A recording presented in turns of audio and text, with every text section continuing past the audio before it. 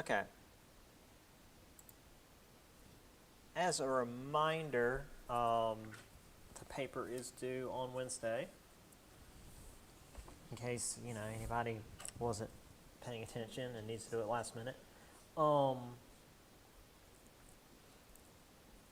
I don't really have anything else because we just did our test.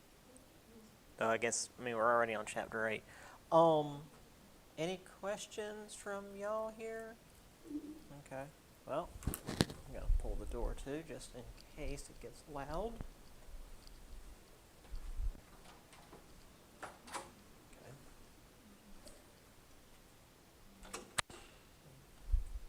If Allie doesn't get here, she can just come on in.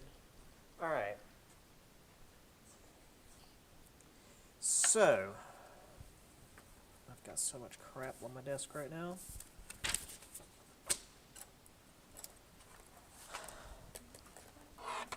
So we ended with Otto the Great, which was this brief return to like Charlemagne's level of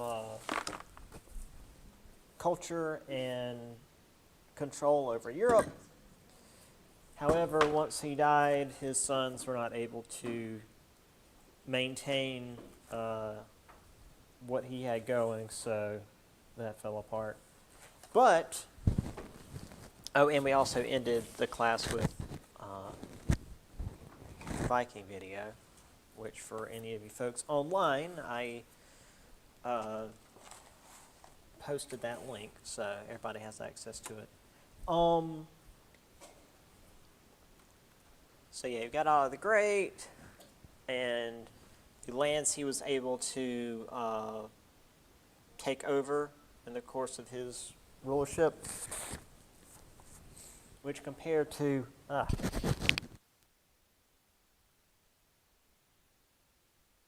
most kings at the time, or kings, air quotes, the empire that Otto took over was pretty substantial. And this is basically modern-day Germany, along with quite a few, as it says here in the thing, Slavic lands going down. Oh, we've got Lorraine here. I guess Alsace is further south. This becomes a common feature next semester, but we'll get to that later. All right. On to England. This was actually where the video was about to go before I stopped it on Wednesday, because the king in England, Alfred the Great, was really the only one able to fight against the incoming Danes. So, yeah, 800s, early 900s, England was largely being controlled by the Danes, which is just another, well, specifically they're from Denmark, but they're Scandinavian. So this is more of a political invasion from the Vikings. Anglo-Saxon kings did their best to fight back. Alfred the Great of Wessex managed to hold the Danes back, as well as push them out of his territory. Built a navy to further secure the borders, because obviously if you're dealing with Vikings, the main threat is going to be on the sea. So what he did, and this actually comes up later,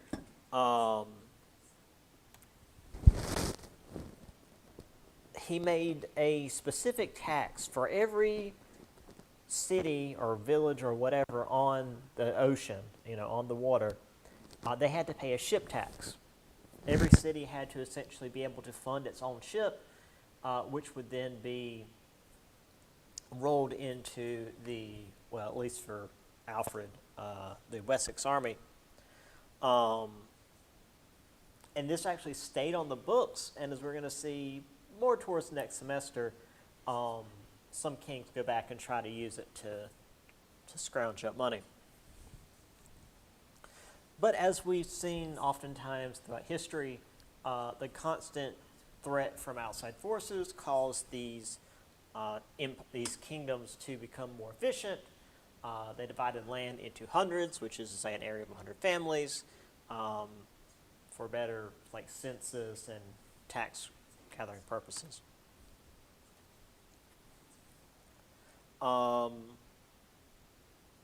After the death of Alfred the Great, though,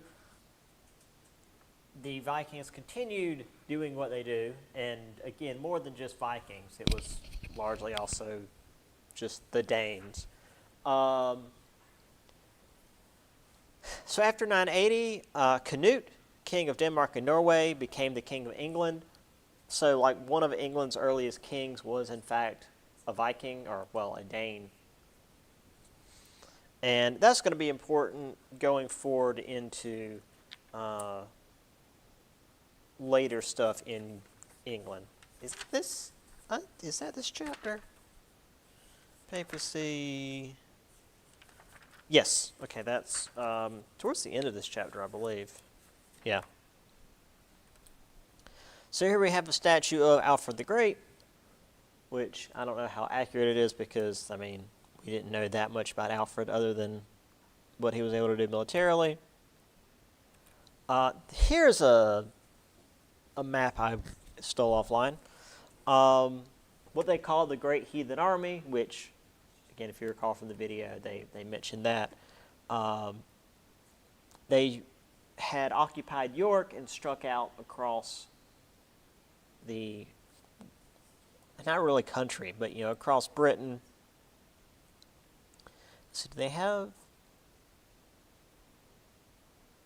Yeah, that's what they took from King Isla, that whole thing from the video.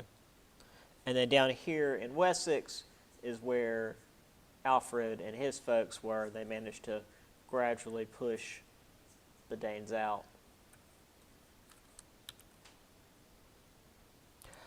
Canute is not well remembered, I mean, obviously being like an occupying force in Britain. So Britain did, or the British did what the British do. And I don't know how much of it's made up, but supposedly Canute was crazy and like would have his men bring him to the coast, and he would sit on the beach in his, I guess his throne, and basically yell at the ocean, trying to command it trying to command the tide not to come in, and then the tide would come in and get him wet. So, yeah, it was a whole thing. He was supposedly this raving madman. I don't know how much of it that's true because the British really like their propaganda. Speaking of the British, the French. Down in France, the Carolingian line. Here we go. This is what I was talking about before. They still technically had a Carolingian king, but his power had waned so much that by 936, the king, who was King Louis IV, had less power than his nobles. So if he wanted to leave his little bit of land he had control over, he had to get permission from his nobles to travel at all, because technically he would be on their land, and because they held more power than he did, it would be considered trespassing. So after this king, or I guess after the last of the Carolingians died in 987, Hugh Capet became the king of France. And while, again, there was no like royal authority in terms of lineage, Hugh Capet was very important in creating I'd say the modern French dynasty. There's no French dynasty left. But the French dynasty we think of in the Middle Ages.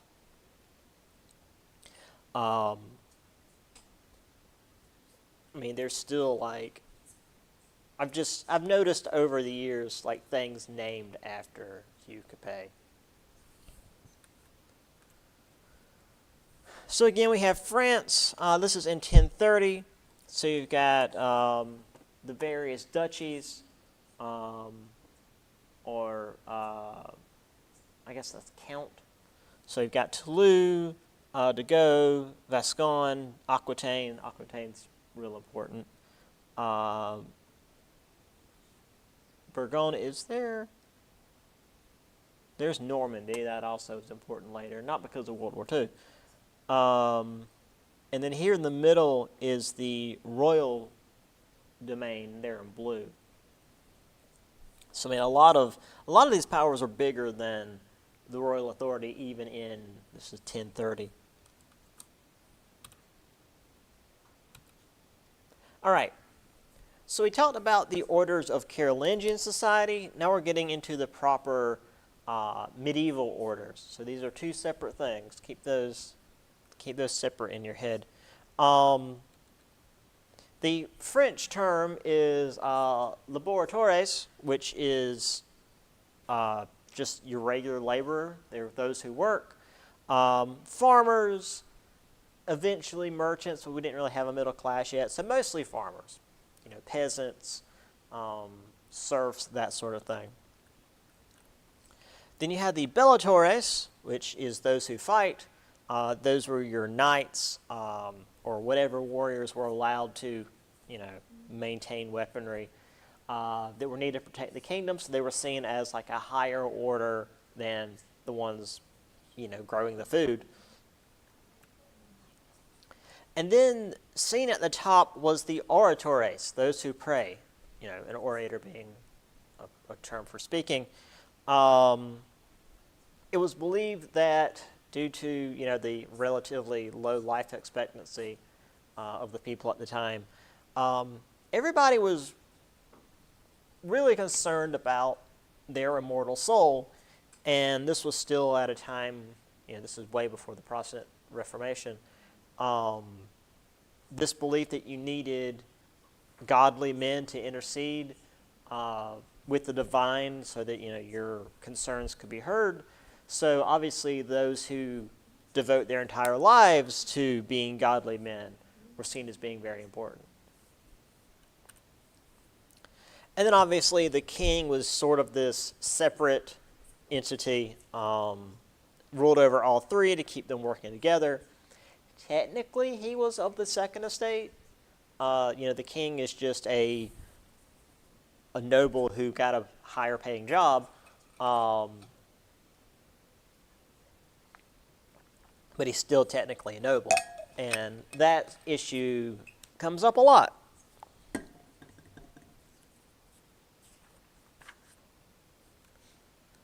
So you've got the monks. Typically, they were still like bishops and stuff, but for the most part, the monks doing their job of illuminated manuscripts. You've got the warriors, not just the knights, but even like peasant infantry. But typically when we talk about the bellatores, we're talking about like the nobility, the knights. And everybody else, the lower class, largely being repressed by the upper classes, but, well, that'll be something we'll discuss next semester with the French Revolution.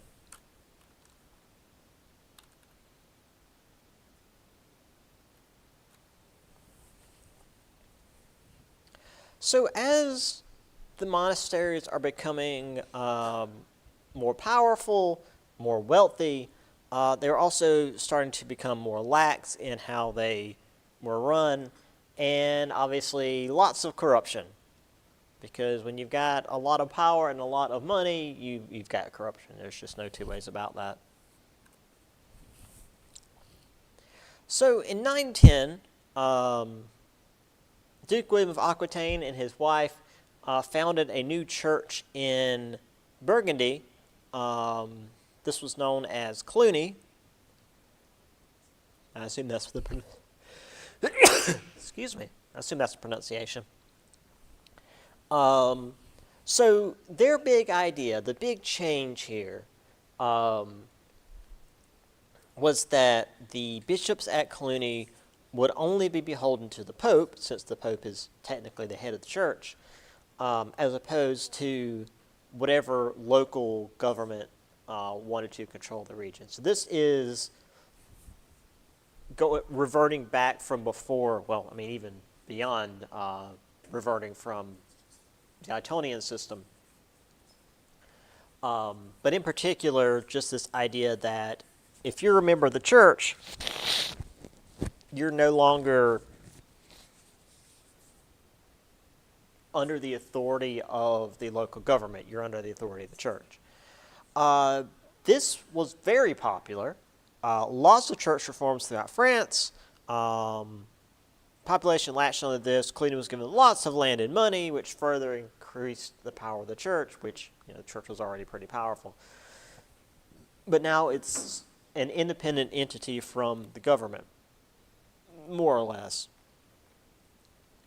So you have Cluny here in the middle, and then the various reforms that spread out from it, even up here in London. Was that London? No, Lewes. Southern England. Way over here in, I guess that's like what would become Prussia. Even down in, well, Rome had their own reform, so similar stuff. And even into northern Spain, which was a hell of a thing, considering they were still pushing out the Moors.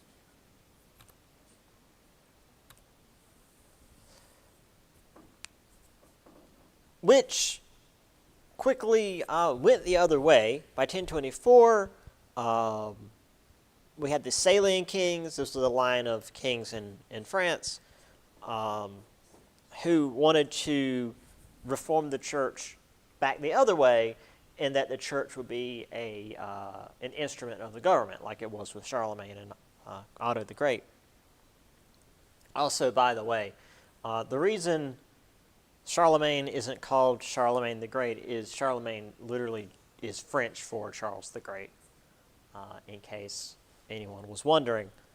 One of the issues that the reforms were trying to fix was the problem of simony, which is where nobles would basically just buy a job in the church because it was, especially at this time, very low in terms of actual work you had to do, and you got paid pretty well.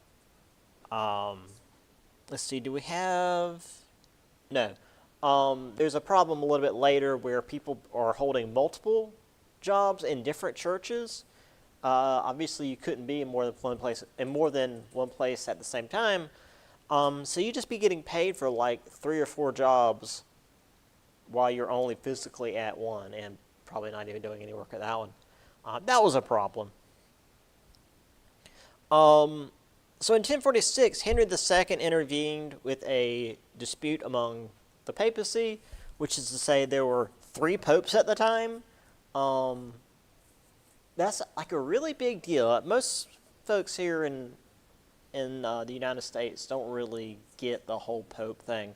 It's like, yeah, he runs the church, cool.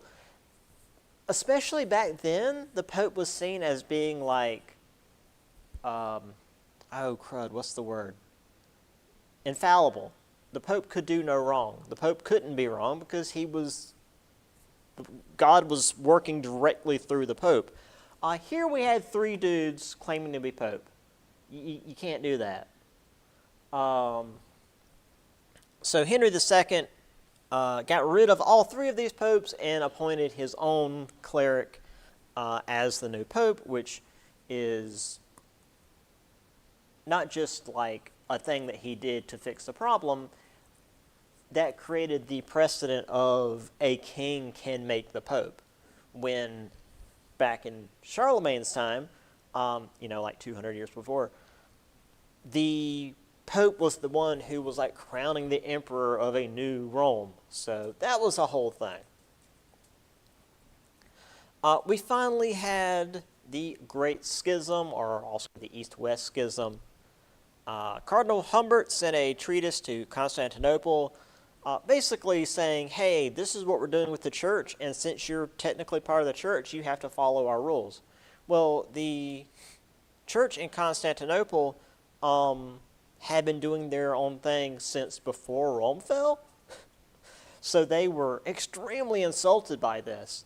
Told this ambassador where he could stuff his treatise, and so the East and West excommunicated one another. Now, again, at this time especially, that didn't really mean anything. We've got the church in Constantinople saying that the West is excommunicated, and the church in Rome saying that the Greek church is excommunicated. An excommunication is a big deal, but only if the people in the land that you're excommunicating are going along with your church. What it basically means, and we'll get into, actually, hold on, let me see. Yeah, okay, we'll get into that in a second.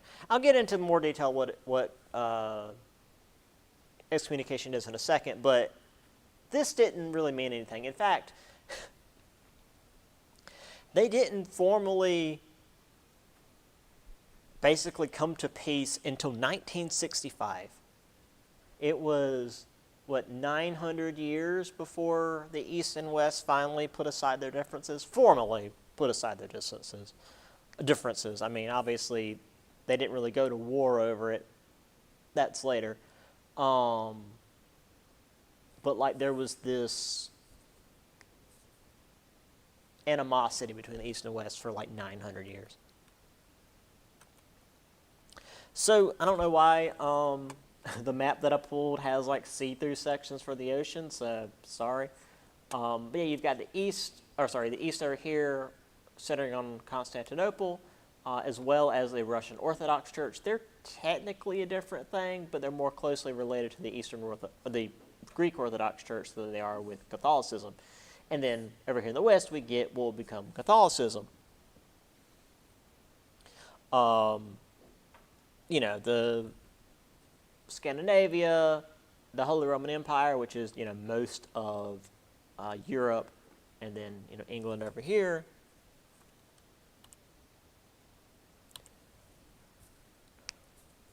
So going back to a really powerful pope, and this is another Gregory. This is Pope Gregory the Seventh, not Gregory the Great from the beginning of the chapter. Please keep them separate in your head.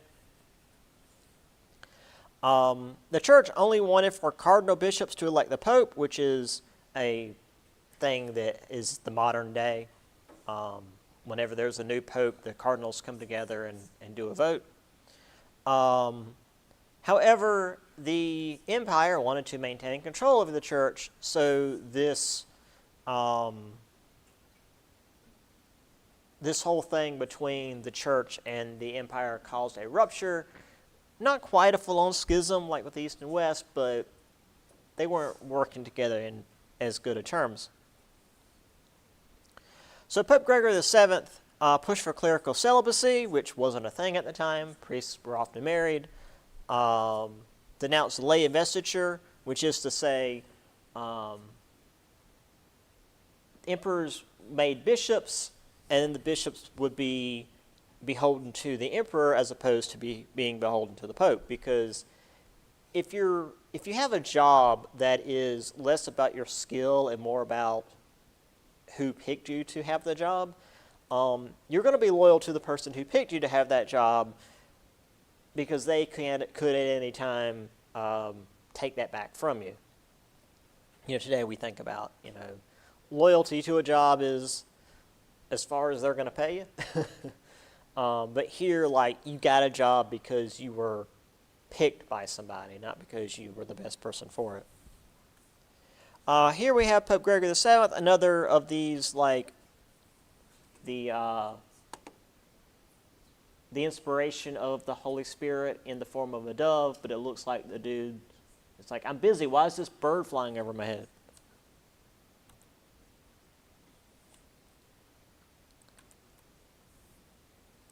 Which led to a problem. So the Pope was taking more power. The king of, I believe this is France, or at least part of France, opposed him, Henry IV. So they both wanted a different person to be the Bishop of Milan. And Milan is like a major city back then. Still today, Milan's a major city in Italy, I believe. So Henry's response to the Pope making a different person than he wanted the bishop, was to bring an army into Milan to chase this guy out of the city. So in response, Gregory excommunicated Henry, and this is when excommunication becomes a problem. If the Pope excommunicates the king, that means the king is no longer bound by God's law, which also means anyone who does follow God's law, which was everyone, was no longer beholden to the king. They no longer had to do what the king said. So this immediately resulted in a civil war with multiple nobles trying to take the king's throne, and outside kingdoms attacking his land because he was no longer protected by the will of God, so therefore overthrowing him wasn't a problem. Come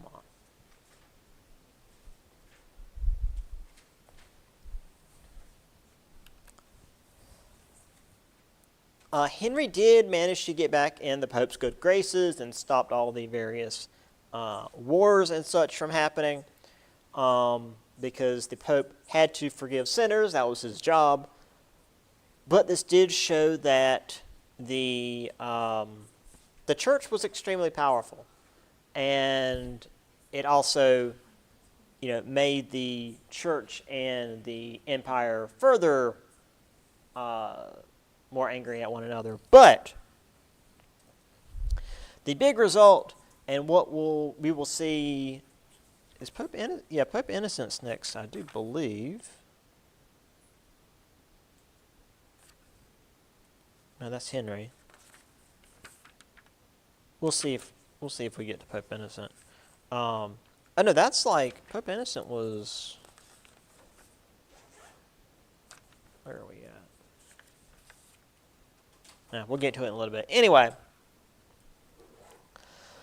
so this made the church an international power. It was now independent from imperial power, and it could, if necessary, use its power to force kings into doing what they wanted. So here we have, I don't think this was actually Henry. I think this was Henry's envoy coming in place of Henry to beg for forgiveness from the Pope. And it does get, oh yeah, no, that's not going to be until after England. It actually ends up getting worse. There's a Pope that does even more than Gregory the Seventh. Is that the next chapter? Hold on, I need to see where this guy is. Okay, church, or schools, got the cathedrals. Yeah, there's Pope Innocent. Okay, so that's not for another little bit. Meanwhile, things are really bad in the Byzantine Empire. The dynasty was becoming weaker. There were multiple riots in the city, earthquakes, disease, the Great Schism. The Byzantine Empire was in bad shape. In the 1040s, a Russian prince invaded the Byzantine territories. At the same time, the Byzantine generals were rebelling, which is not a good time to rebel when you're being invaded by an outside force. The Seljuk Turks, this was a new group leading the main body of the Islamic lands, conquered the lands, united, and reinvigorated the people. They used the Islamic ideal of territorial expansion, which hadn't really been as much of a thing under previous rulers. And in particular, the suppression of infidels, which, is all we here in America know about is, oh yeah, Muslims just want to murder everybody. It's like, no more than other religions do. It's just the only ones we've been exposed to are the more extreme ones. 1071, they crushed a Byzantine army at the Battle of Manzikert, took the emperor of the Byzantine Empire prisoner. Not going well for the Byzantines. Whoops. Oh, yeah, okay. However, the Seljuks, while they were the ones in power, they did not speak for everyone. There was a group within the Seljuk Empire simply known as the Assassins that worked against the Seljuk leaders to try and overthrow them. So once again, we have Constantinople and the Byzantine Empire, and the Seljuks were once again just like all of Persia, as well as Arabia. That's where my brain was trying to go, in the Middle East. Egypt is kind of its own thing at that time.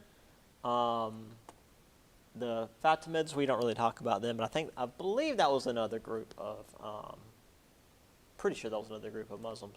But this is the main group, the Seljuks. And then, we've got the Assassins. All right. So while the Belgian Turks were dealing with the Seljuk Turks were hitting the Byzantine Empire in the east, they're also losing lands in the west. So the Normans, which are another group of, I think they're less Germanic and more, let's see, yeah, first hired themselves out as mercenaries. So they're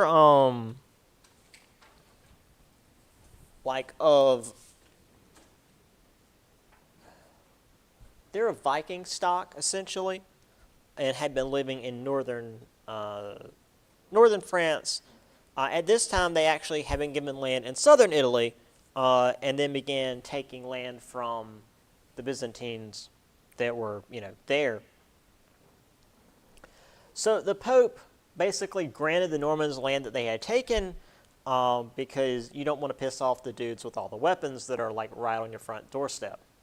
And I mean, they were taking lands from the Byzantine Empire, which, while we weren't at war with them, the Catholic Church was certainly not on good terms with. So, hey, if the guys we don't like are getting their land taken by guys that we're technically paying to keep us safe, let's not piss off the guys we're paying.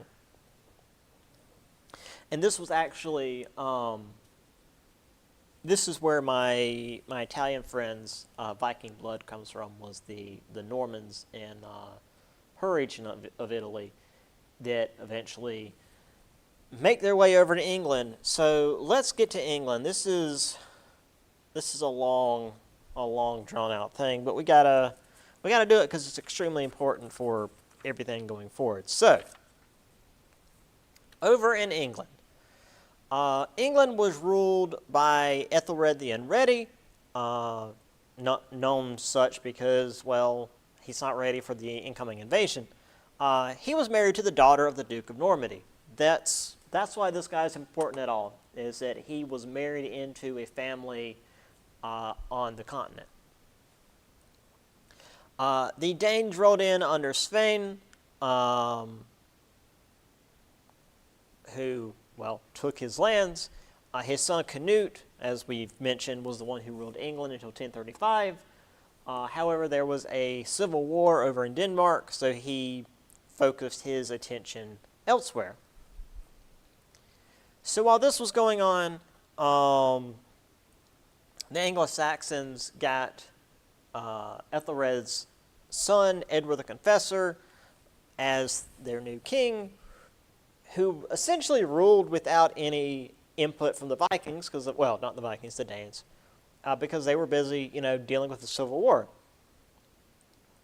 However, Edward was called Edward the Confessor because he had no sons, or at least no legitimate ones we know about. It's like, oh yes, he's Edward the Confessor because he's so pious. Like, he just didn't manage to get any women pregnant. So by 1050, he had no kids, and he had to decide who was going to take over once he was gone. This is the problem. So, one man who was in line for the throne was his cousin William, who was the Duke of Normandy, who, again, did it through the marriage of Ethelred to the daughter of the Duke of Normandy, was now like part of the line in England. Supposedly, William had been promised the crown by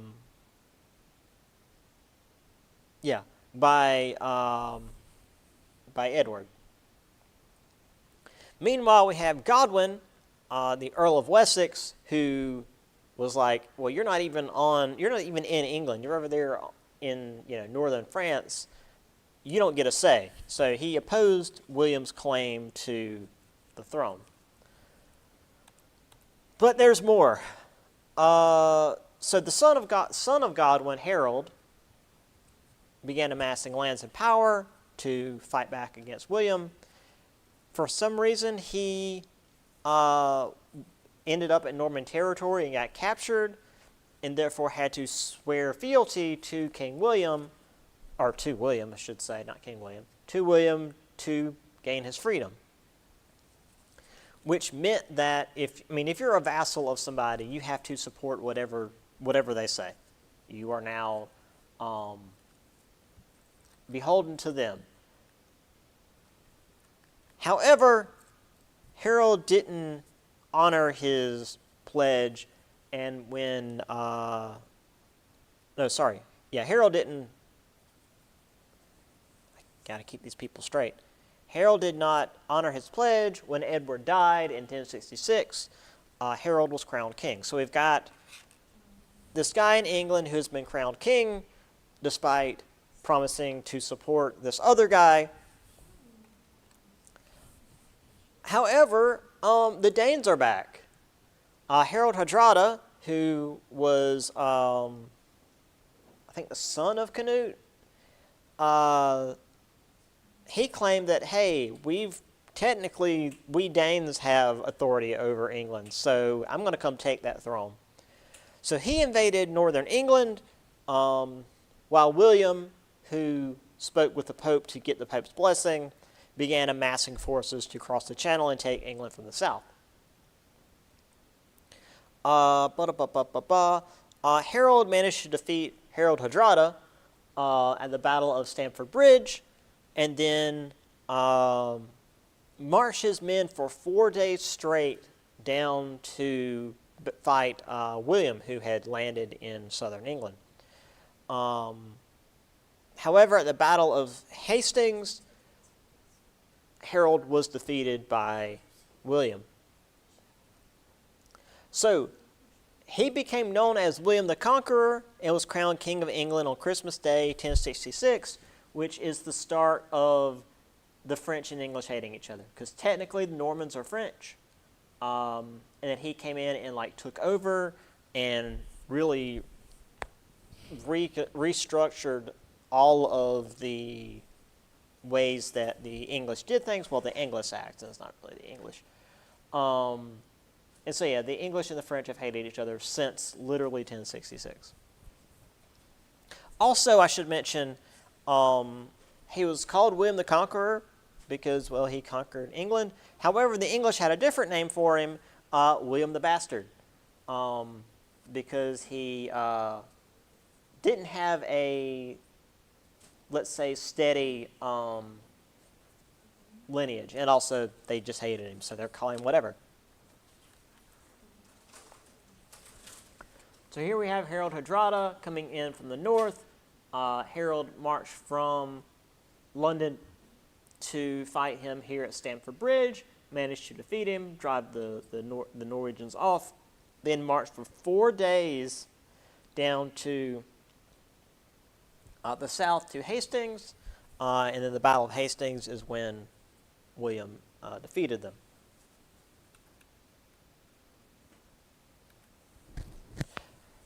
Normally, again, if this wasn't an online course, I would have a short video here. If I could find it again, I'll definitely post it.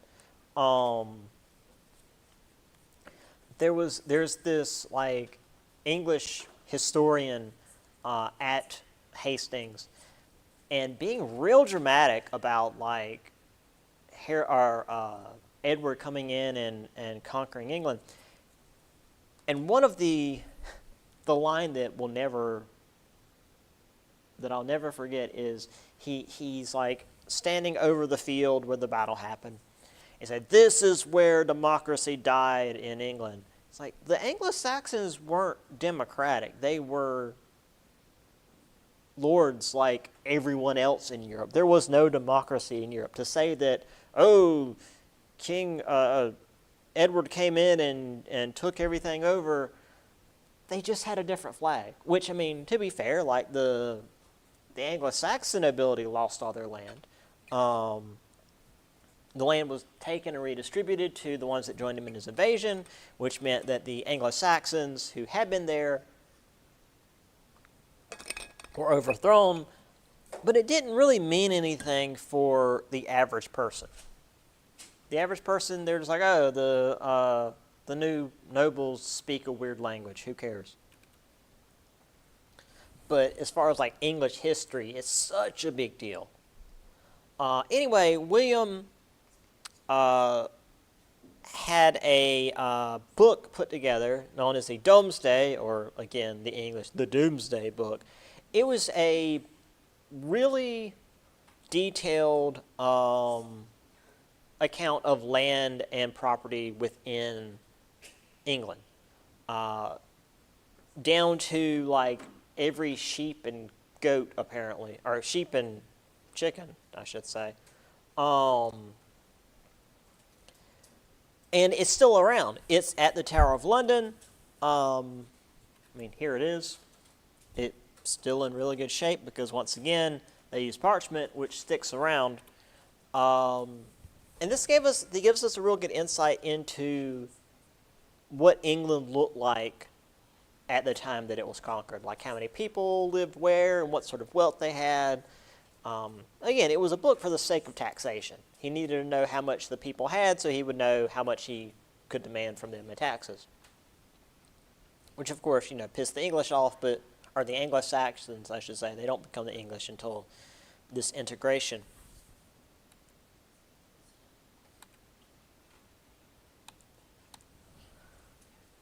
So we have a number of reforms, or shouldn't say even reforms, but movements within the church to try and create some level of peace within Europe. We've had wars pretty much nonstop. So the peace of God essentially told the nobles to stop murdering civilians, stop going into farming villages and burning them down and like murdering the men and assaulting the women and stepping on the children. Because that was what they often did, because the nobility was seen as being that much more important than the average person, that like going in and murdering some people for fun wasn't really a problem. The church didn't like it, and they threatened excommunication to the lords that partook in it.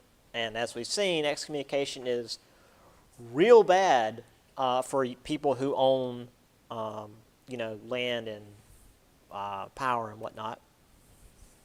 The Truce of God was a similar policy, but it was meant to keep the vassals from fighting each other, because this, again, would typically result in not armies, but like groups of men fighting each other in the fields and across villages and whatnot, which would once more get people hurt. Although this wasn't completely banned, because, the vassals got to fight each other. It was banned on certain days of the year, like Lent, Sundays, and Fridays. So, take Friday off and stab each other on Saturday. Also, though, as kings became stronger, they wanted their vassals to stop fighting each other, because, well, if you need to get your guys to come together and form an army so that you can, attack a neighboring kingdom, you need your vassals to not be stabbing each other all the time. Actually, I've seen this in, I think it was Mountain Blade, where the king of the faction would call people together, but there would be certain vassals that hated other vassals that were already in the army, so they would refuse to join the army, and it's just a whole thing. It's herding cats being a king. So there once again is the Book of Kells. Just felt like I would include that. So roads were becoming a little bit safer. So pilgrimages became more common, which again, a pilgrimage is traveling for religious purposes, going to some holy site. In fact, the most common place to go for a pilgrimage was Jerusalem, because, that's where Jesus did all his stuff. And it was actually easier for the pilgrims to move around once they got to Muslim lands, because when you passed through the lands that were ruled by different European rulers, you had to pay a tax, or I guess what would be like a toll once you go through each, cross each border.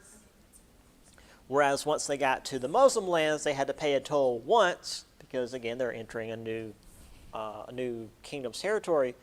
But once they got there, that was it. They paid their toll,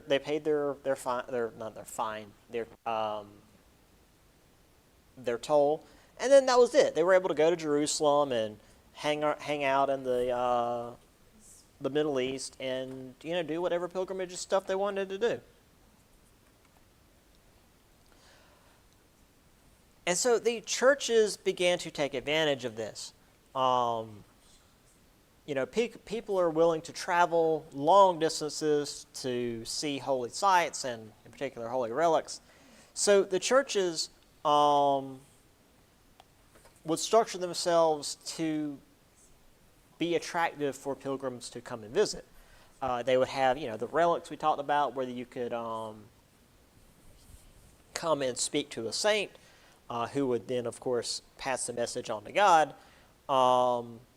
And even within the bigger churches, they would set up different shrines, so you would travel around the church within it to visit various saints. I've been in a pretty big Catholic church. I think it was in Ireland. And it is set up so that you come in and you go to the left and you go around to the various shrines, to the various saints. And by the time you get out, it does feel like you've been on a journey. It's a whole thing. Obviously, this was a big deal, because if people are coming from far away to come visit your church to see your relics, they're going to need a place to stay. So, little towns started cropping up around the churches that had these relics, which created its own economy. The churches were literally the economy back then.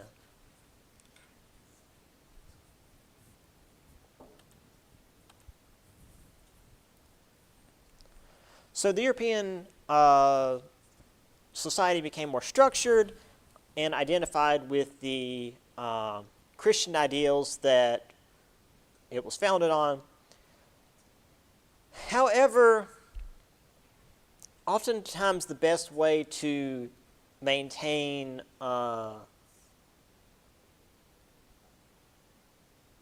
cohesion within a system is to have those outside the system that you're against.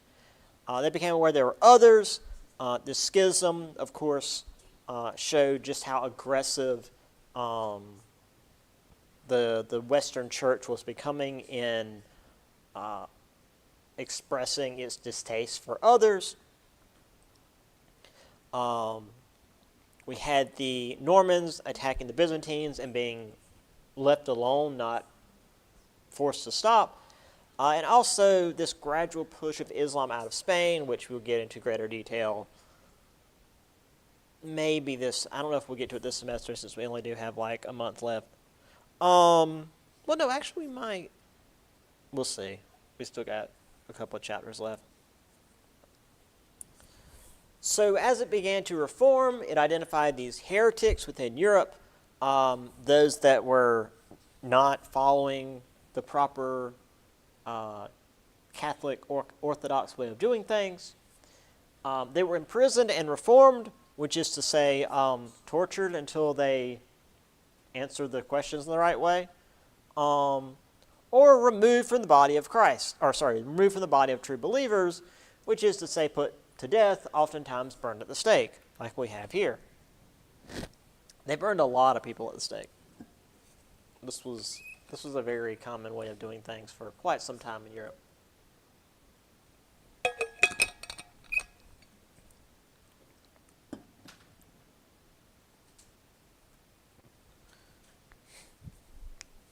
So a final shift here, because we are actually, I'm just going to go ahead and knock out the chapter. We're almost done. So we had the medieval warm period from the end of the 700s to the end of the 1200s. Temperatures across Europe gradually warmed, which meant that you could grow food for more of the year. They also reported vineyards as far north as England, which, if you know anything about English weather, it's not made for growing, well, grapes to, make wine out of. Well, obviously, that pissed off France because France is known as the place for wine, and England being able to make their own wine was not something they wanted. Actually, this also shifted the most fertile region of France further north, as opposed to the land around the Mediterranean, which is today, like even still, fantastic land for growing just about anything. So with more food to go around, people are able to make money, so they began building more water and windmills, which further allowed them to create more flour, which again made people more money. So better agriculture meant higher population, as people were able to afford to have kids and feed them.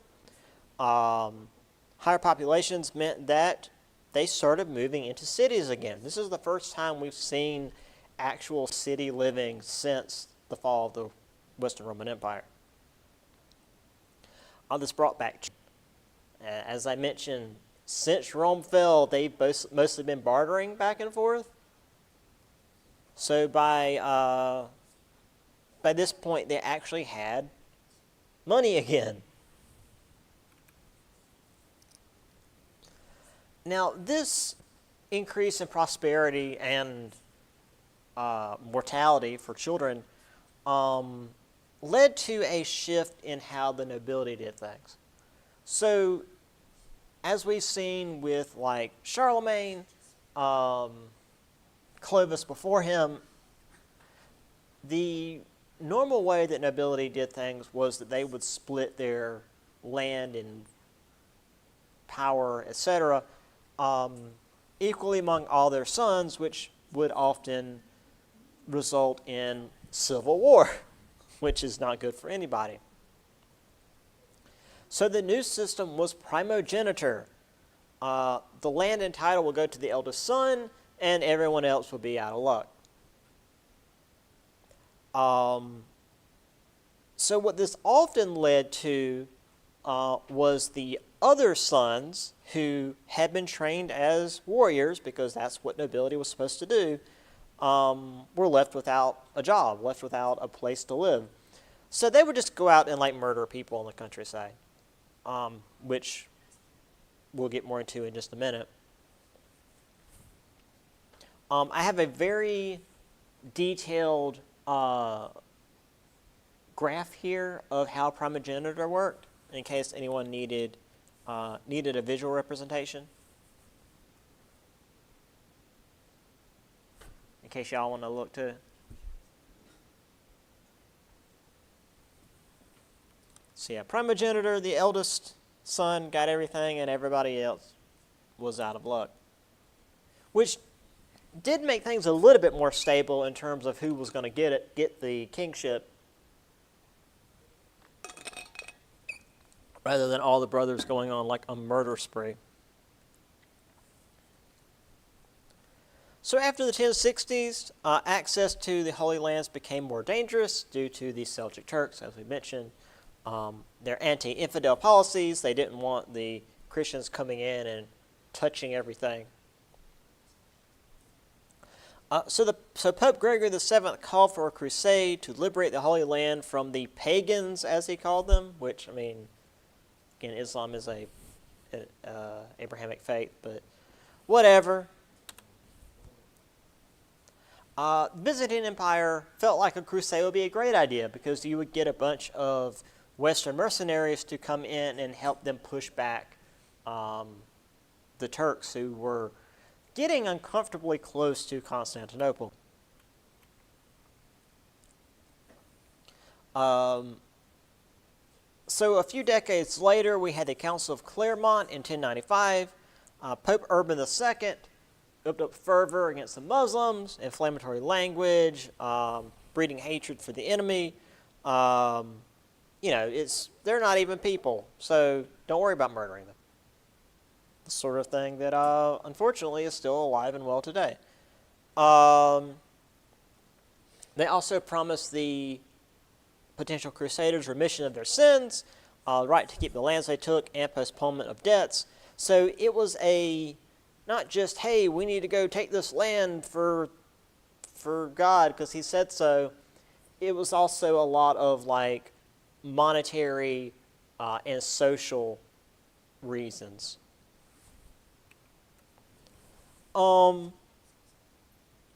There were but due to the fervor that this caused, there were a couple of unofficial crusades that happened before this. We had the Peasants' Crusade led by Peter the Hermit. So a bunch of peasants got together and decided they were going to march over to the Holy Land and take it because God would protect them, and they all died. Do I have the...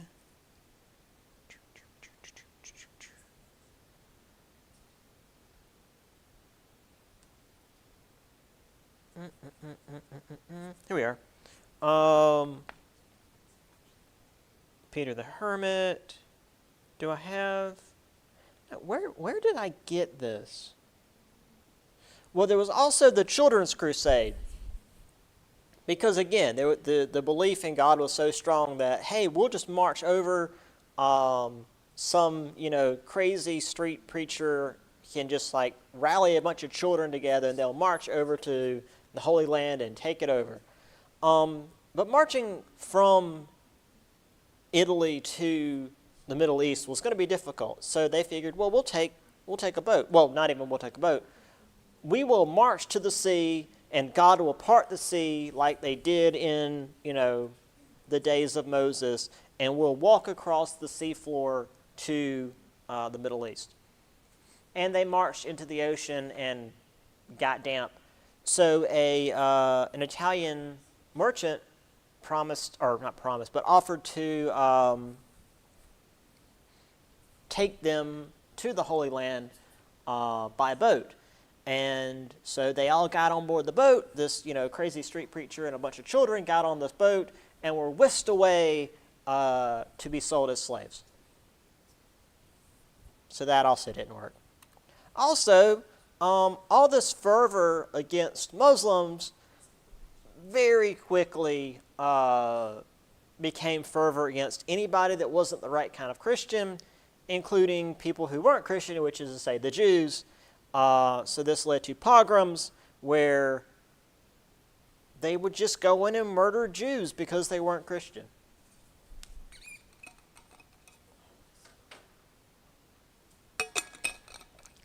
Also, the Catholic Church was really pushing the idea that Jesus was killed by Jews, not by, the Roman authority that actually was the one in power, which has stuck around, which is another reason why anti-Semitism is such a strong thing, because of these assholes.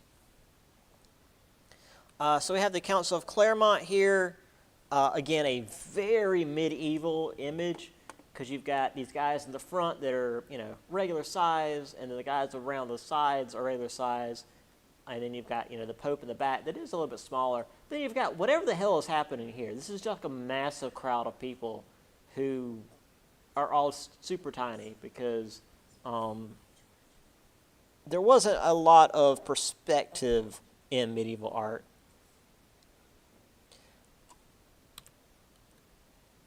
So let's go into the First Crusade before we end.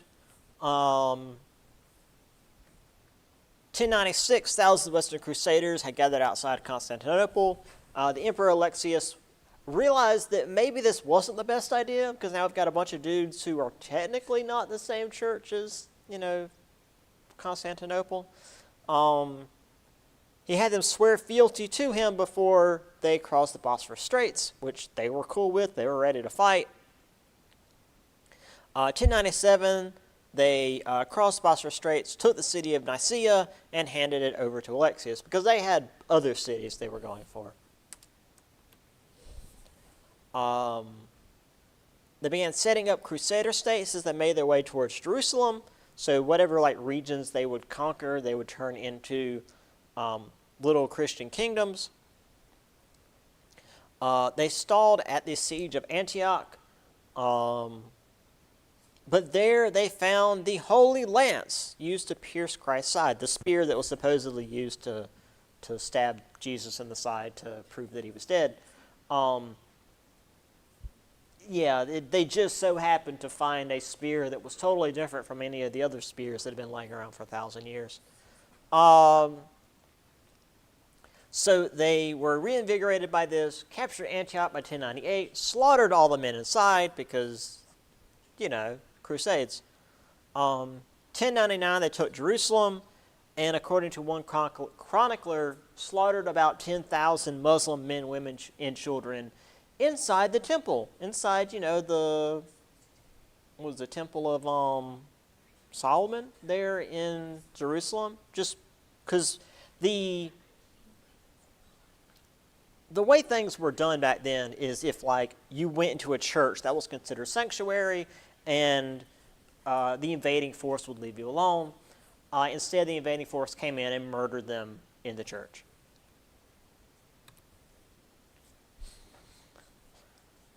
So here we have the First Crusade. The various powers from across Europe all gathered together in Constantinople and then made their way down. Jerusalem being the main goal for the First Crusade. And I've just got a bunch of images of various sieges. Oh, no, just the one. Yeah. So the Crusade, the First Crusade, typified how things had shifted in the West. How aggressive they were when it came to their religion, and also a pressure valve for the disenfranchised knights, those that I mentioned with Primogenitor, who now no longer had any lands or money to call their own. They now could go east and, take it, and also use all their combat training.